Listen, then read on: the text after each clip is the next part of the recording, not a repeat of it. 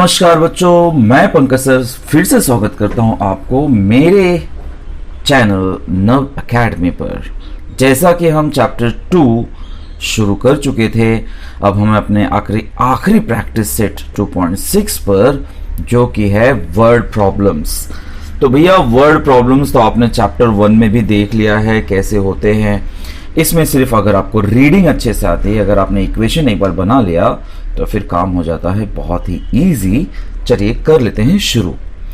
तो जैसा कि 2.6 is all about word problems, तो ये रहा हमारा पहला वर्ड प्रॉब्लम। भाई कहता है पहला सम, प्रोडक्ट ऑफ प्रगतिज age 2 years ago and 3 years hence is 84, find her present age. तो भाई देखिए, जो क्वाड्रेटिक इक्वेशन के जो सम होंगे ना, उसमें अक्सर ऐसे आपको टर्मिनल्स मिलेंगे। प्रोडक्ट करेंगे, है ना, स्क्वायर करेंगे, तब ये होगा। क्वाड्रेटिक इक्वेशन में और एक क्या बात होती है बच्चों, इसमें आपको सिर्फ एक ही वेरिएबल यूज करना होता है। तो यहाँ पर है सिर्फ प्रगति, तो प्रगति का प्रेजेंट एज फाइंड आउट करना है, तो हम इसी को ही अज्यूम कर लेंगे। तो लीजिए मान लेते हैं कि प्रगति का प्रेजेंट एज है x ईयर्स, यानी कि let the present age of Pragati be x years. भाई इसमें दो बातें कही गई हैं, एक है 2 साल पहले और एक है 3 साल बाद।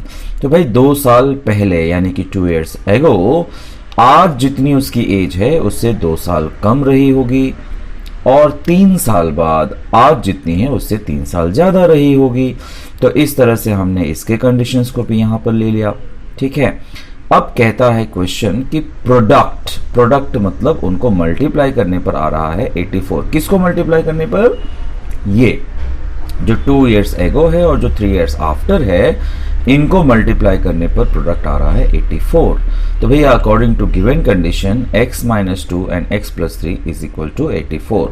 अब ब्रैकेट ओपन करना आपको आता ही है, आप एक एक करके इसे मल्टीप्लाई करते हैं। x² 3x -2x और -6, ठीक है ना। जैसे आप क्या करते हैं, पहले x को मल्टीप्लाई करते हैं x + 3 से, फिर -2 को मल्टीप्लाई करते हैं x + 3 से, फिर आप ब्रैकेट ओपन करते हैं। तो ये आ गया x², ये आ गया 3x, ये हो गया -2x, ये हो गया -6x। 3 - 2 इज 1 और -6 - 84 इज -90।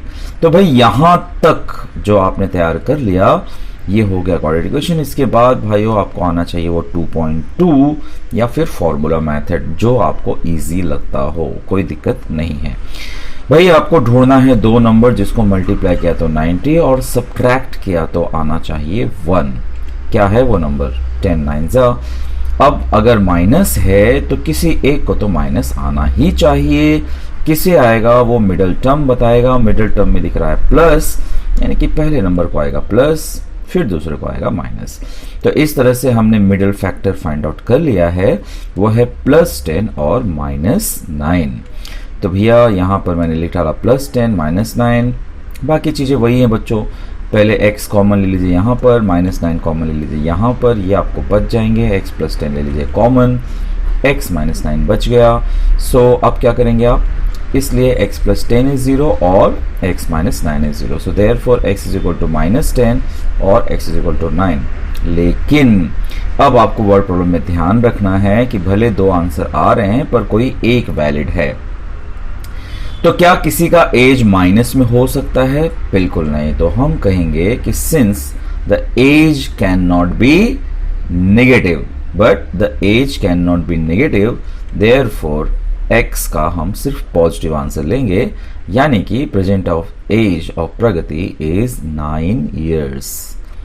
ठीक है, तो ये पहला सम है, प्यारा सम है, ये सिर्फ 2 मार्क्स या 3 मार्क्स तक के लिए ही पूछा जा सकता है। ठीक है, अब बढ़ते हैं क्वेश्चन नंबर 2 की तरफ। यहाँ पर है द सम ऑफ स्क्वायर्स। देखिए यहाँ पे स्क्वायर्स आ गया, of conjugative even natural number is 244, find the numbers.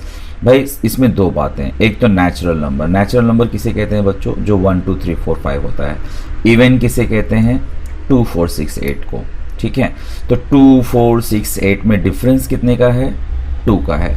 यानी कि अगर मैं पहला नंबर x ले लूं तो मेरा अगला इवन नंबर होगा x + 2। ठीक है, कॉन्जुगेटिव इवन नेचुरल नंबर भी x एंड x + 2। अब क्या कह रहा है? Sum of squares. Sum of squares तो भैया इसका स्क्वायर और इसका स्क्वायर, इसका हमें करना होगा सम। ठीक है, इसका स्क्वायर करके कर दिया सम, ये आ गया 244। तो भाई इसका स्क्वायर कर देंगे एक्स स्क्वायर और इसका होल स्क्वायर, ए प्लस बी का होल स्क्वायर फॉर्मूला लगा देंगे बच्चों, जो कि होता है ए स्क्वायर प्लस 2ab, 2ab मतलब 2 2 ज़ा 4x प्लस बी स्क्वायर मतलब 2 का स्क्वायर होगा 4, तब आ गया ये 244। अब भाई एक्स स्क्वायर और एक्स स्क्वायर हो जाएगा 2x square plus 4x plus 4, और ये 244 आ गया माइनस 244 हो गया, माइनस 240 हो गया, 2 ले लो कॉमन, यानी कि 2 से कर दिया डिवाइड, दिया गया एक्स स्क्वायर 2x और माइनस 120। अब काम वही है बच्चों कि मल्टीप्लाई किया तो 120, सब्ट्रैक्ट किया तो 2, यानी कि 12 10 ज़ा, पहले को प्लस है तो दूसरे को माइनस आ जाएगा, यानी ये हो गया प्लस 12x माइनस 10x, ले लीजिए x कॉमन, यहाँ पर 10 कॉमन, x प्लस 12 फिर से कॉमन, x माइनस 10 बच गया, यानी कि x प्लस 12 इज 0 और x minus 10 is 0। So x is equal to minus 12 और x इज इक्वल टू 10, क्योंकि ये नेचुरल नंबर है तो नेगेटिव होगा नहीं, so but natural number can not be negative, therefore x is equal to 10, और अगला नंबर जो x प्लस 2 है 10 प्लस 2 यानी कि 12। So therefore the two consecutive even natural numbers are 10 and 12। तो भाई ये ध्यान रखना, जब भी इवन नेचुरल नंबर बोले इवन, तो आपको x और x प्लस 2 लेना है। और एक बात ध्यान रखिए, अगर वो ऑड भी बोलेगा तो ऑड नंबर्स कौन से होते हैं बच्चों, 1 3 5 7 9, यानी उसमें भी डिफरेंस 2 का ही होता है, यानी यहाँ पर चाहे ऑड रहे चाहे इवन रहे, आपको अज्यूम क्या करना है, x एंड x प्लस 2। और ये बातें बच्चों 2.2 में आपको सिखाई गई हैं, आप इसमें बहुत ही केयरफुल रहिए। अब बढ़ते हैं क्वेश्चन नंबर 3 की तरफ। क्वेश्चन नंबर 3 एक एक्टिविटी जैसा दिया हुआ है, लेकिन आपको प्रोसेस ही करना है।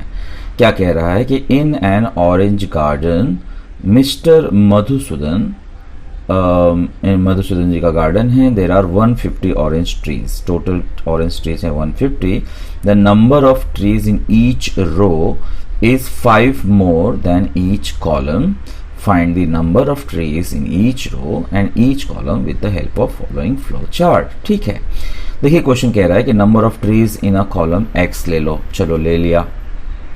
अब बोल रहा है कि नंबर ऑफ ट्रीज इन रो कितना होना चाहिए, तो सेंटेंस पढ़िए ना बच्चों, देखिए क्या कह रहा है, in each row is 5 more than each column, तो रो में 5 मोर है देन कॉलम, तो भाई कॉलम में हमने x लिया तो ये कितना आएगा, x प्लस 5, ये भी हो गया।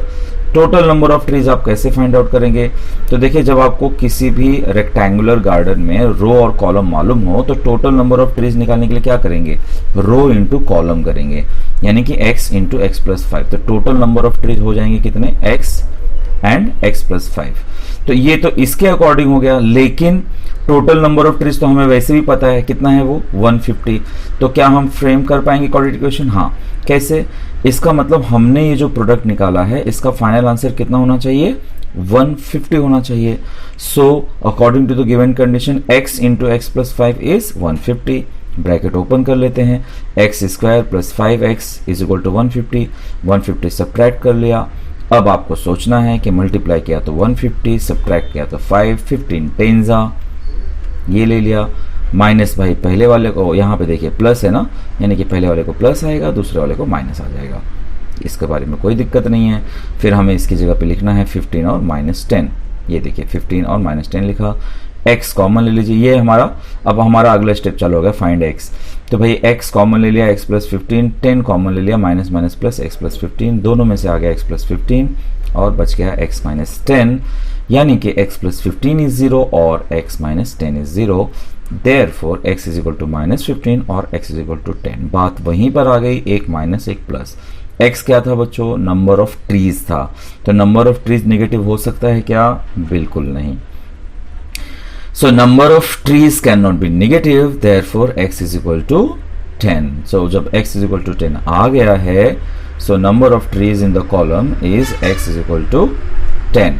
ठीक है, ये आ गया, और फिर रो का आ जाएगा, रो के लिए क्या है x प्लस 5, यानी कि 10 प्लस 5 15। तो भाई जैसे जैसे उन्होंने कहा था फ्लो चार्ट में, हमने उसी अकॉर्डिंगली सॉल्व कर दिया, ये बहुत ही अच्छा था इजी था, फ्लो चार्ट की तरह से करते जाओगे तो आपको खुद भी तकलीफ नहीं आएगी। इसे रिवाइज जरूर करिए आप। तो ये हो गया क्वेश्चन नंबर 3। बढ़ते हैं क्वेश्चन नंबर 4 की तरफ। क्वेश्चन नंबर 4 कहता है कि विवेक इज ओल्डर देन किशोर। किशोर से बड़ा है। देखिए छोटा कौन है, किशोर है। तो आप क्या करिए, छोटे को मान लीजिए x, बड़े को मान लीजिए उससे 5 साल ज्यादा। यानी कि हम मान लेंगे let the age of Kishore be x years and Vivek का किशोर से 5 साल ज्यादा। हमेशा ज्यादातर कोशिश करिए कि छोटे वाले को आप x मानिए, फिर बड़ा वाला उससे ज्यादा आप ले सकते हैं। अब हमें देखना होगा क्वेश्चन कहता है कि सम ऑफ रेसिप्रोकल्स। रेसिप्रोकल क्या होता है बच्चों, जैसे x का रेसिप्रोकल होगा 1/x और x+5 का रेसिप्रोकल होगा 1/x+5। रेसिप्रोकल का मतलब होता है उसी का रिवर्स 1/ करके। तो according to the given condition 1/x और 1/x+5 किया तो आता है 1/6। अब आप क्या करेंगे भाई, आप कर देंगे क्रॉस मल्टीप्लाई, x+5 यहाँ पर मल्टीप्लाई हो जाएगा और x यहाँ मल्टीप्लाई हो जाएगा और नीचे ये दोनों मल्टीप्लाई हो जाएंगे कुछ इस तरह से। x और x हो जाएगा 2x+5 और नीचे x इंटू x+5 वैसे ही है 1/6। अब कर लेते हैं क्रॉस मल्टीप्लाई, 6 को मल्टीप्लाई कर देते हैं इससे, 1 को मल्टीप्लाई कर देते हैं इससे, तो 1 से मल्टीप्लाई करोगे तो x इंटू x+5 वैसे ही आएगा बच्चों। ब्रैकेट कर देते हैं ओपन, 6 2 ज़ा 12, 6 5 ज़ा 30, x² और 5x। तो ये सारी चीजें हो गई। सब कुछ x² की तरफ ले आना बेहतर होगा। यानी कि देखिए 12x हो गया -12x प्लस 30 हो गया -30 इज इक्वल टू 0। देखिए मैंने इन चीज़ों को x² की तरफ कर दिया तो ये साइड बच गया 0, तो हम उसको रिवर्स ऑर्डर में लिख सकते हैं। 5x - 12x हो गया -7x। अब मल्टीप्लाई किया तो 30, सब्ट्रैक्ट किया तो 7। सोचिए क्या होता है वो नंबर, 10 3 ज़ा डन। मिडल में है माइनस तो इसे मिलेगा माइनस और अगला होगा प्लस। जब भी माइनस होता है ना तो किसी एक को ही माइनस रहता है और वो मिडल टर्म बता देता है। कर देते हैं ब्रेक, x कॉमन ले लीजिए, यहाँ पे 3 कॉमन ले लीजिए। Now x - 10 is again common, x+3 यानी कि x - 10 इज 0 और x+3 is 0। Therefore x is equal to 10 और x इज इक्वल टू -3। तो इस हिसाब से भाई एज जो है वो तो नेगेटिव नहीं हो सकता, इसलिए x इज इक्वल टू 10 लेंगे और x+5 का मतलब 10 + 5 इज इक्वल टू 15। यानी कि present ages of Kishore and Vivek are 10 years and 15 years respectively. तो भाई लास्ट में वर्ड प्रॉब्लम में लास्ट में आंसर आप जरूर लिखिए, इसको मार्क्स रिजर्व्ड होते हैं। और जब भी नेगेटिव आता है तो वो देखिए कि क्या नेगेटिव हमारे क्वेश्चंस के लिए वैलिड है या नहीं। तो इजी सम था बच्चों, ठीक है। चलिए देखते हैं फिफ्थ सम। फिफ्थ सम कहता है कि Suyash scored 10 marks more in second test than in the first. तो भाई इसका मतलब फर्स्ट टेस्ट में कम आ गए थे और सेकेंड टेस्ट में ज़्यादा आ गए, तो जिसमें कम आ गए वो मैं करूँगा assume. Let the score of Suyash in the first test be x, इसलिए सेकेंड टेस्ट में आ जाएगा x+10। पहली लाइन की बात खत्म। अब आगे देखिए क्या कहता है, 5 times the score of the second test. Second test में कितना आ गया x+10, इसका 5 times is same as the square of the score in the first test. तो मतलब इक्वल होगा और इसके स्क्वायर के जितना होगा, यानी कि 5 इंटू द सेकेंड टेस्ट का score is square of the first test. First test में x आ गया था इसलिए x²। तो ये आपका गिवन कंडीशन से ये यहाँ पर इक्वेशन फॉर्मेशन हो रहा है। ब्रैकेट ओपन करिए, 5x + 50 सबको x² की तरफ लाना है, मतलब x² - 5x - 50 होना चाहिए इज इक्वल टू 0। अब सोचिए नंबर जिसको मल्टीप्लाई करें तो 50 और सब्ट्रैक्ट किया तो 5, यानी कि 10 5 ज़ा 50।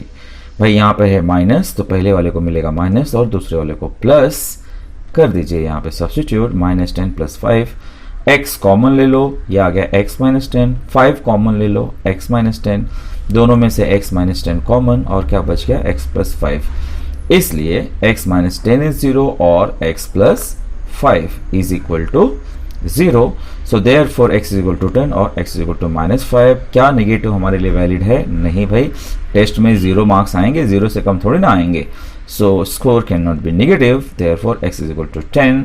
यानी कि फर्स्ट टेस्ट में जो x मार्क्स थे यानी कि वो थे 10 और उन्होंने सिर्फ उतना ही पूछा है, find his score in the first test. तो आप देख रहे हैं कि अगर आपने चैप्टर 1 के वर्ड प्रॉब्लम अच्छे से रीड करे हुए हैं तो ये चैप्टर 2 के वर्ड प्रॉब्लम्स उतने डिफिकल्ट नहीं हैं। कंडीशंस को आप आइडेंटिफाई करिए और जो वो कह रहा है वो सुकून से धीरे धीरे करिए। 6th मिस्टर कासम हैं जो एक स्मॉल बिजनेस चलाते हैं ऑफ अर्थन पॉट्स। ये बहुत इंपॉर्टेंट सम है बच्चों, ये स्टार वाले सम है एंड वेरी वेरी इंपॉर्टेंट। ठीक है, तो भाई वो अर्थन पॉट्स बनाते हैं। अर्थन पॉट्स का मतलब जैसे कि घड़ा हो गया, दिया हो गया, जो भी मिट्टी के कुछ बर्तन बनाते हैं वो। He makes certain number of pots on daily basis, बस यही हमारा एक्स है। He makes certain number of pots on daily basis.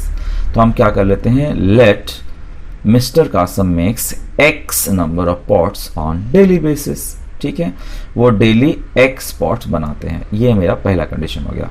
आगे क्या कह रहा है, production cost of each pot, यानी हर पॉट को बनाने का खर्च is ₹40 more than 10 times the total number of pots.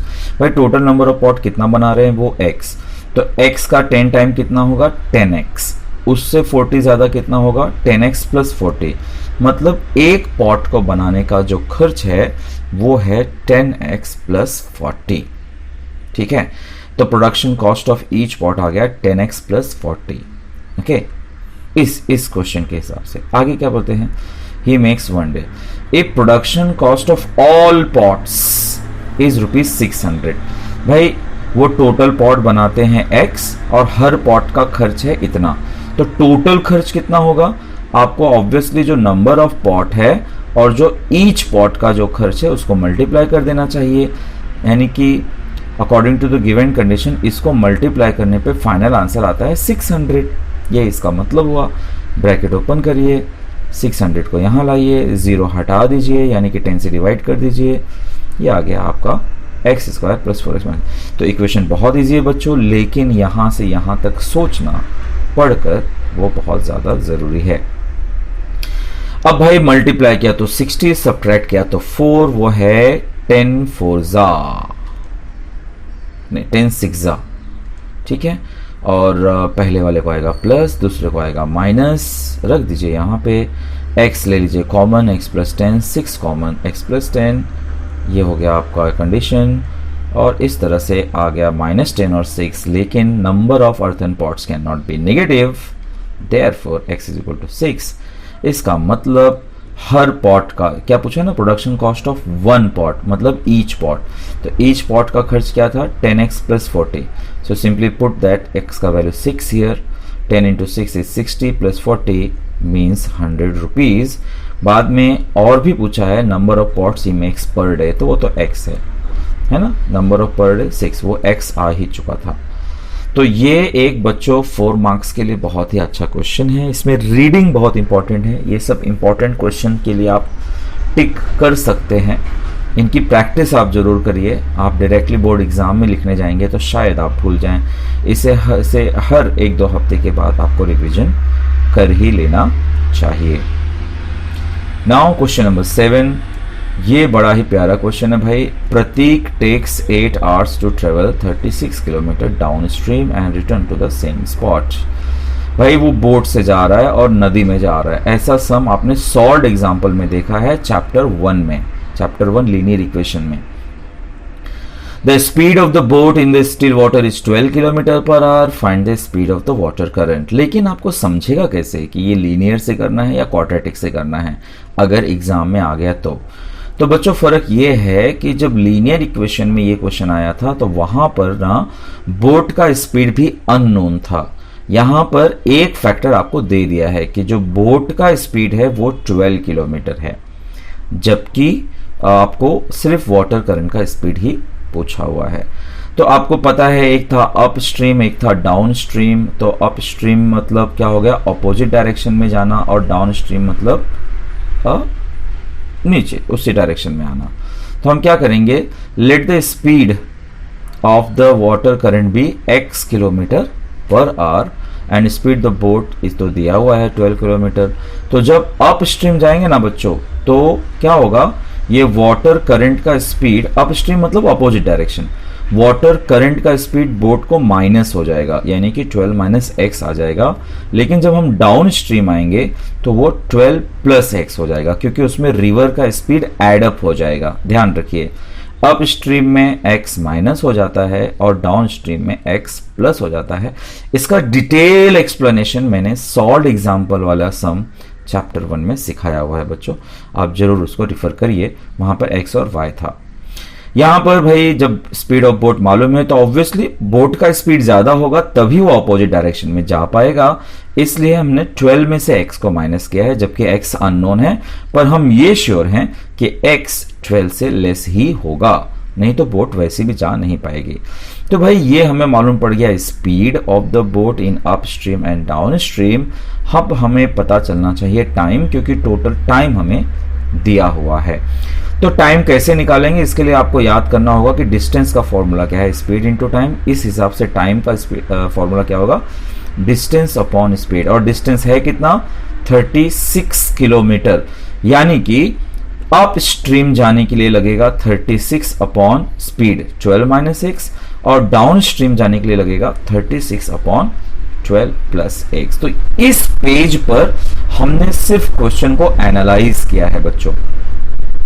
अब जैसा कि आप यहां पर जान चुके हैं कि जाने में उसको लगा होगा इतना टाइम, आने में लगा है उसको इतना टाइम, टोटल टाइम कितना लगा है 8 आवर्स, यानी कि इस टाइम और इस टाइम को ऐड करने पर होना चाहिए 8।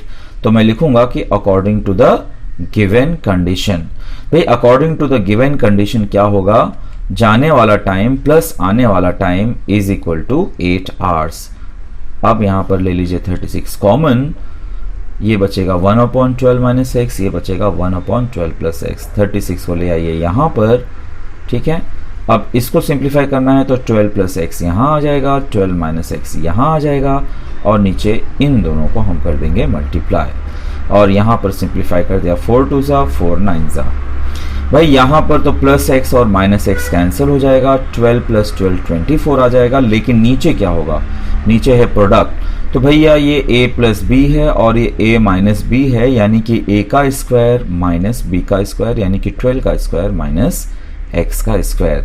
देखिए अब x और x भी कैंसिल कर देता हूं मैं, और ये 12 12 24 आ जाएगा, और यहाँ पर 12 का स्क्वायर 144 आ जाएगा। तो देखिए 24 अपॉन 144 माइनस एक्स स्क्वायर कर देते हैं क्रॉस मल्टीप्लाई। भाई इस तरह से 24 इंटू 9 और 2 ब्रैकेट 144 माइनस एक्स स्क्वायर। 2 को मैं यहाँ लेकर चले आता हूँ, या कह लीजिए लेकर आया तो 2 से कट किया तो मैंने क्या मिलेगा, ये 12 मिलेगा।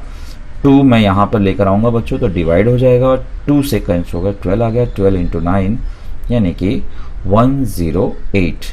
तो 108 is equal to 144 minus x square. ले आइए एक्स स्क्वायर को यहाँ पर, 108 पहले से ही है, 144 माइनस हो गया, आ गया माइनस 36। तो भाई 36 का मतलब हुआ 6 का स्क्वायर, यानी कि x प्लस 6 x माइनस 6। तो इसलिए x प्लस 6 इज 0 और x minus 6 is 0, therefore x is equal to minus 6 और x इज इक्वल टू 6। लेकिन speed can not be negative, therefore x is equal to 6, यानी कि speed of the water current is 6 kilometre per hour. तो भाई ये easy sums तो नहीं है, बट अगर आपने अंडरस्टैंडिंग अच्छी रखी कि कैसे टाइम काउंट किया जाता है, अप स्ट्रीम में माइनस किया जाता है, डाउन स्ट्रीम में प्लस किया जाता है, दिस गिव्स यू टाइम, और टाइम के हिसाब से अगर आप करेंगे तो ये सम बहुत इजी भी है, और ये आपको दूसरे बच्चों से अलग स्टैंड करेगा। ठीक है, दूसरे बच्चों को समझने में तकलीफ आएगी, अगर आप ये समझ चुके हैं तो आप उनसे काफी आगे निकल जाएंगे। ओके, सो नेक्स्ट सम है हमारा क्वेश्चन नंबर 8। ये सबसे ज्यादा पूछा जाने वाला सम है, इसको हम कहते हैं वर्क रिलेटेड सम। क्या कहता है ये कि Pintu takes 6 days more than those of Nishu to complete certain work. किसी काम को करने के लिए पिंटू जो है वो निशु से 6 दिन ज्यादा ले लेता है। If they work together they finish it in 4 days। अगर वो दोनों साथ में मिलकर काम करें तो उसे 4 दिन में खत्म कर देते हैं। How many days would it take to complete the work if they work alone. अगर वो अकेले काम करें तो प्रत्येक को यानी कि हर एक को वो काम अकेले करने के लिए कितना समय चाहिए होगा। तो भाई चलिए शुरुआत कर लेते हैं। सबसे पहले देखिए कौन ज्यादा दिन ले रहा है, पिंटू। कौन कम दिन ले रहा है, निशु। तो सबसे पहले मैं ले लेता हूं let Nishu takes x days to complete the work.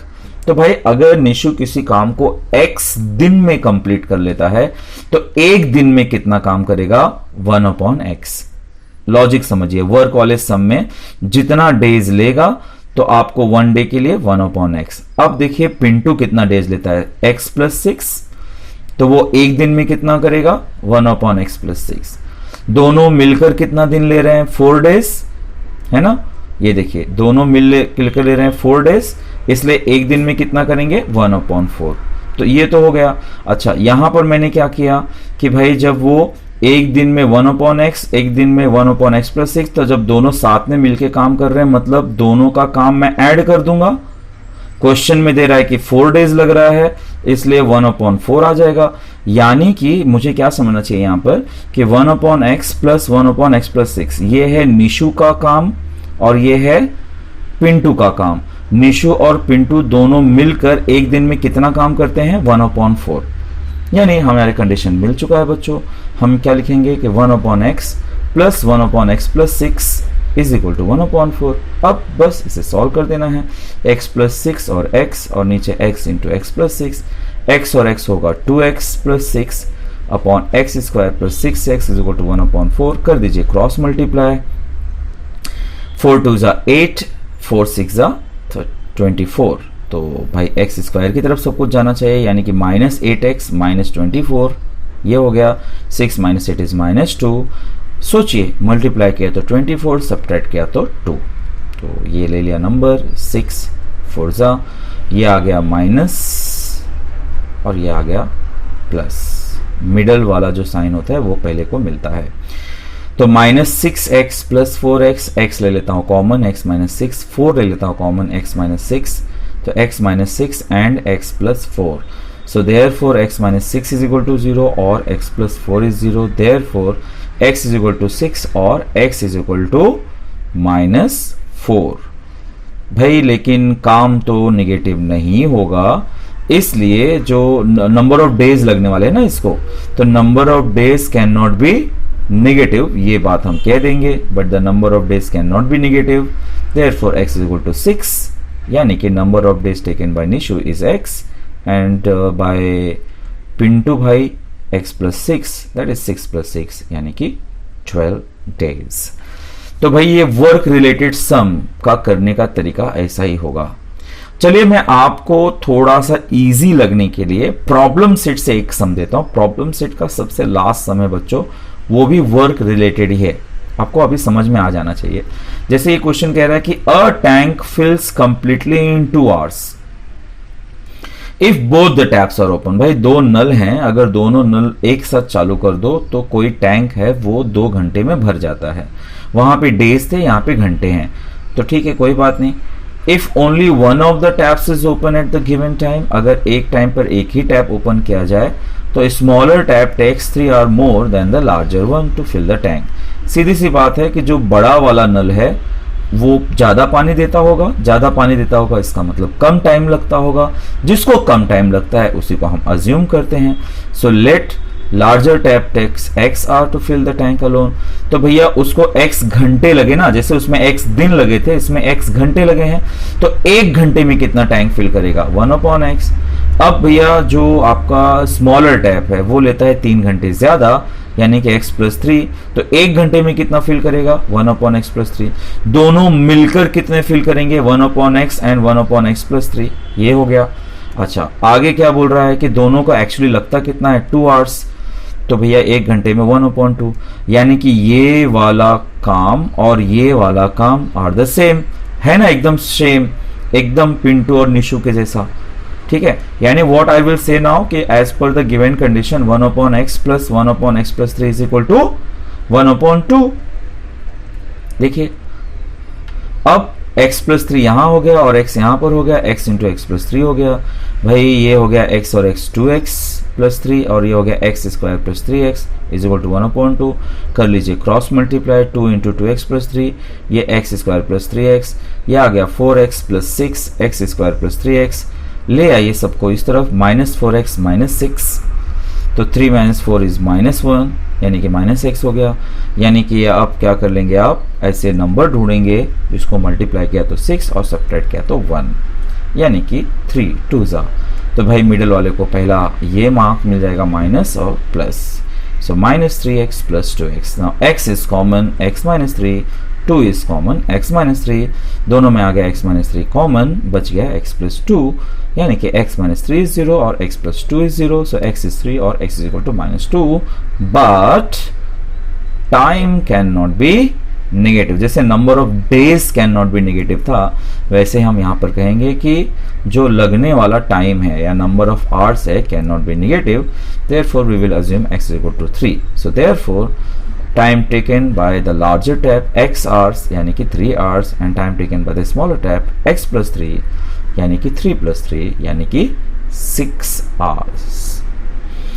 तो ये एब्सोल्युटली सेम सम था बच्चों, इसलिए प्रॉब्लम सेट का सम मैंने यहाँ पे पिक कर लिया। ध्यान रखिएगा जब भी आपको दो जनों का काम दिया हो, दो जन मिलके काम करने वाले हैं, तो ये 1/, वाला फंडा आप समझ के रखिए।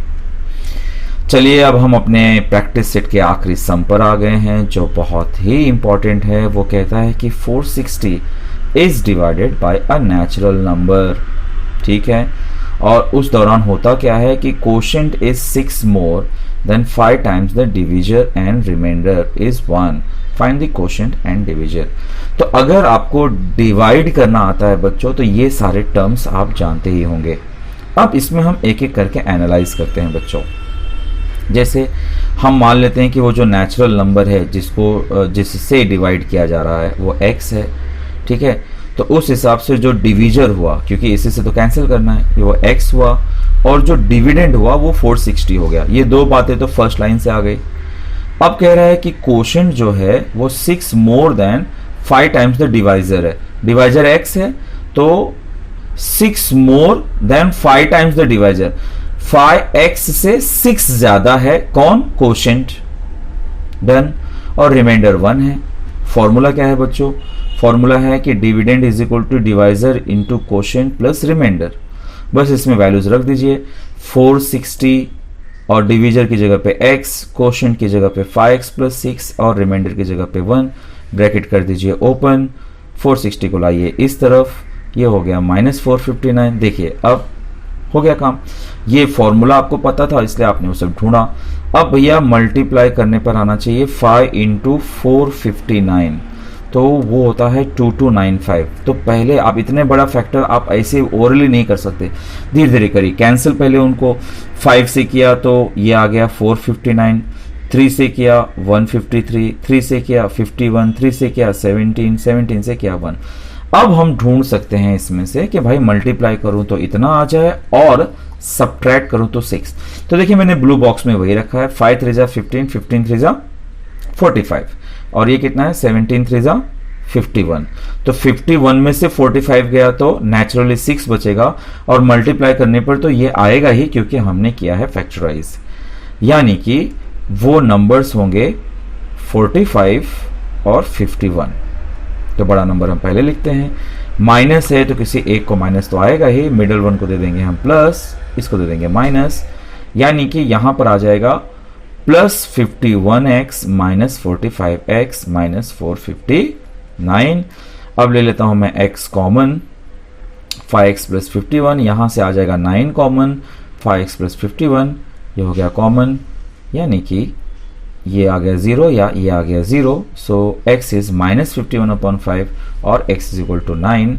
और यहां पर तो x का मतलब नेचुरल नंबर है, so natural number can not be negative, इसलिए आंसर क्या होना चाहिए बच्चों, x इज इक्वल टू 9 होना चाहिए। तो इस तरह से ये सम हो जाएगा कंप्लीट। देखिए आपको हर बार तो नेगेटिव नंबर आपको हटाना ही होता है किसी न किसी रीजन की वजह से। यहाँ पे नेचुरल नंबर था वो हमने रिजेक्ट कर दिया, यानी कि कोशेंट जो उसने पूछा है, कोशेंट के लिए क्या फॉर्मूला था 5x प्लस 6, तो भाई इसमें रख दिया मैंने वैल्यू 5 9 45 प्लस 6 यानी कि 51।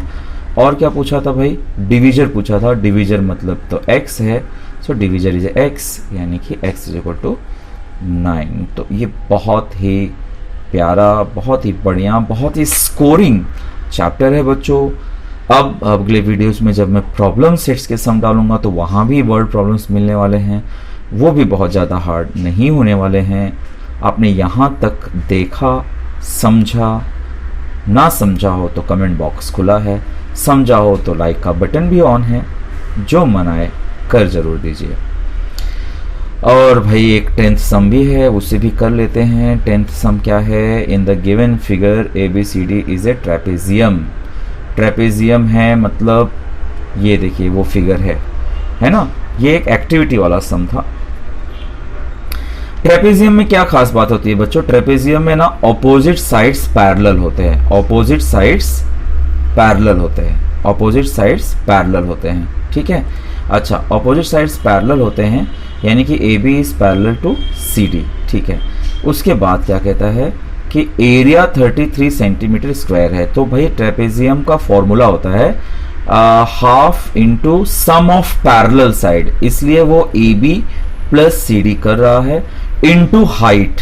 तो हाइट यहाँ पर क्या है बच्चों, हाइट यहाँ पे AD है, सॉरी AM है, तो ये AM आ गया। अब भाई इसका वैल्यू पुटअप कर दिया, 1/2 आ गया। AB का वैल्यू है x, इसलिए x आ गया। CD का वैल्यू है 2x + 1, इसलिए वो आ गया। अब AM का वैल्यू कितना है, x - 4, वो कर दीजिए यहाँ पे सब्स्टिट्यूट, ठीक है। अब भैया यहाँ पर क्या आएगा, तो ये तो आ जाएगा x + 2x 3x + 1, यहाँ पे x - 4 वैसे ही आ जाएगा, और यहाँ का 2 जो है ये इसको मल्टीप्लाई हो जाएगा और ये आ जाएगा 66। अब उसके बाद ये पूछ रहा है, पर ये डायरेक्टली आपको नहीं आएगा बच्चों, पहले हमें इसे सॉल्व करना होगा। क्या होगा जब हम इस ब्रैकेट को और इसको मल्टीप्लाई करेंगे, ये हो जाएगा, हमें आ जाएगा 3x² - 12x + x - 4। देखिए 3x × x 3x², 3x × 4 12x, फिर 1 से मल्टीप्लाई करोगे तो x - 14। इसको कर लीजिए सिंप्लीफाई, -12x + x हो जाएगा -11x, 66 को बिलाइए इस तरफ, ये हो जाएगा -70। तो भैया अब ये चीज़ यहाँ पर आना चाहिए, तो ये प्लस जो दिया है वो दे दिया है गलत, यहाँ पर आएगा -11x, यहाँ पर आएगा -70, यानी माइनस तो दिया ही है, सिर्फ 70 में लिख दूंगा। अब उसके बाद ये कब मिलता है भाई, जब इसको हम सिंप्लीफाई करते हैं, यानी कि मल्टीप्लाई करने पे आना चाहिए 2 10 और सब्ट्रैक्ट करने पे आना चाहिए 11, तो वो है 21 10 यानी कि -21 + 10।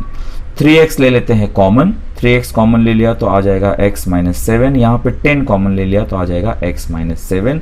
अब भैया यही बात यहाँ भरना है, x - 7 और x - 7 और x - 7, क्योंकि यहाँ पे x - 7 कॉमन हो जाएगा, 3x + 10 बच जाएगा। इसका मतलब या तो फर्स्ट ब्रैकेट 0 है या तो सेकेंड ब्रैकेट 0 है, इसलिए x = 7 ना। Length can not be negative, तो लेंथ नेगेटिव नहीं हो सकता, इसलिए x can not be equal to -10/3, so x = 7। भाई अब एक एक करके वैल्यूज फिट कर दीजिए। तो सबसे पहले AB जरा ऑब्जर्व करिए क्या है, x है तो वो तो 7 ही आ जाएगा। CD ऑब्जर्व करिए, CD ये है 2x + 1, तो इसमें 7 रखेंगे तो 7 2 14, 14 + 1 15 होगा, इसलिए ये 15 आ जाएगा। बात करें AD और BC दोनों इक्वल है, x - 2, x - 2 मतलब 7 - 2, दैट इज इक्वल टू 5। तो ये था एक्चुअली हमारा आखिरी सम, जो एक्टिविटी वाले थे, और पीछे जो सम थे वो हमने खुद से सब कुछ फॉर्म किया था।